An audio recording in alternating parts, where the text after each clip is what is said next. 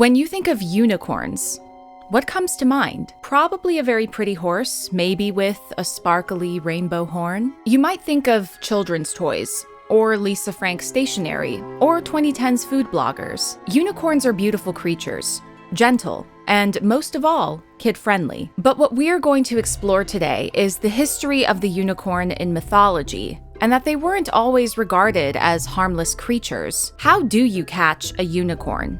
And what kind of magic does its horn possess? I'm Nicole Miras, and this is Fireside Fables.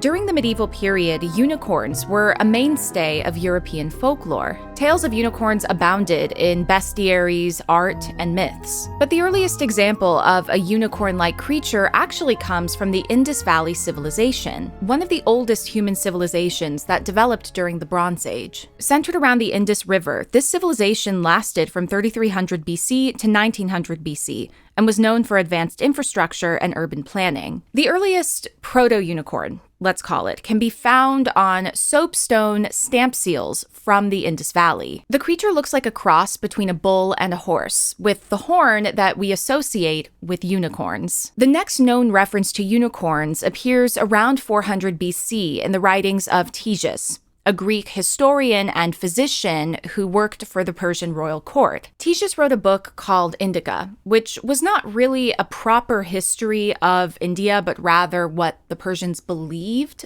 about India. And he wrote that, according to the Persians, unicorns lived in India. And this is where that idea comes from that would later spread among Greek writers, the notion that unicorns were real and could be found on the Indian subcontinent. In his writings, Ctesias describes unicorns as wild donkeys with a single horn, with white fur on their bodies, red fur on their heads, and striking blue eyes. Creatures that could outrun any horse. He also notes that the horn contains special powers. If the horn is hollowed out and used as a drinking vessel, the person who drinks from it could be cured from poisons, convulsions, and epilepsy. This idea would be echoed by other Greek and Roman writers, including Aristotle and Pliny the Elder. By the way, if you are interested in folklore, magical creatures, historical mysteries, alchemy, all of the above, then I would love for you to subscribe to Fireside Fables. I am so delighted by the community that we're building here, so if you are enjoying this, make sure to subscribe and maybe even share it with a friend. Okay.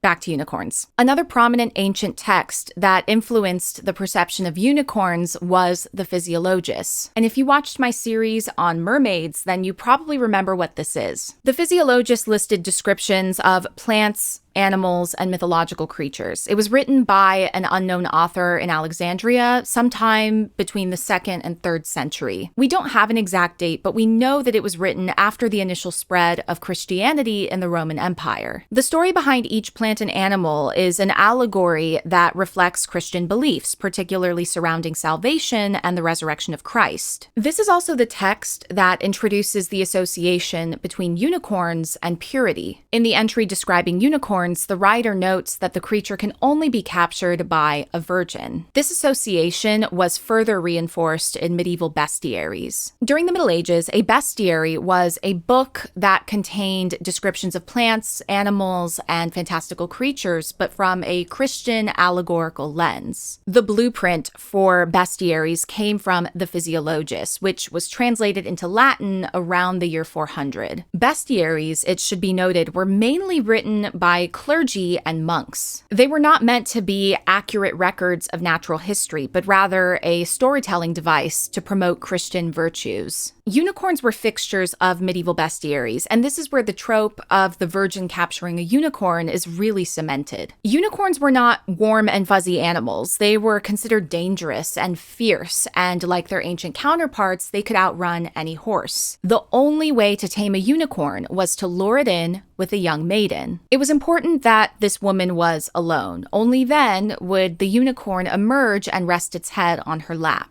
Once the unicorn was subdued, only then could hunters encircle it and take the creature back to their ruler. Unicorns therefore became symbols of power and purity, creatures so fierce that no hunter could overpower them, but that could willingly become gentle in the presence of a pure or innocent person. For medieval Christian writers, this could be an allegory for Christ himself. as God entered the world through the Virgin Mary. But as with many medieval symbols, unicorns contained multiple meanings. In some instances, the scene of a unicorn being captured by a virgin was loaded with erotic symbolism. Later medieval and Renaissance artists would sometimes depict the maiden as nude, and these scenes, as you can probably guess, had very different implications. And why exactly would you want to capture a unicorn in the first place? As we explored earlier, ancient writers believed that unicorns possessed healing powers. If you read Harry Potter growing up, do you remember that scene where Voldemort drinks the blood of a unicorn to stay alive? The concept of a unicorn possessing healing powers persisted into the medieval period, particularly the notion that drinking from the horn would cure you of any poison. Further embellishments included the notion that the horn itself would sweat in the presence of toxins, or that it could be used to purify dirty water. It was believed that if you ground up the horn into a powder and then consumed it, you could be cured of plague and leprosy. So, as you can probably guess, acquiring this magical cure-all came at a staggering financial cost. Only the wealthiest people could afford this. For example, Queen Elizabeth I famously owned a horn that was said to cost £10,000, the price of a castle in her day. So where did merchants actually get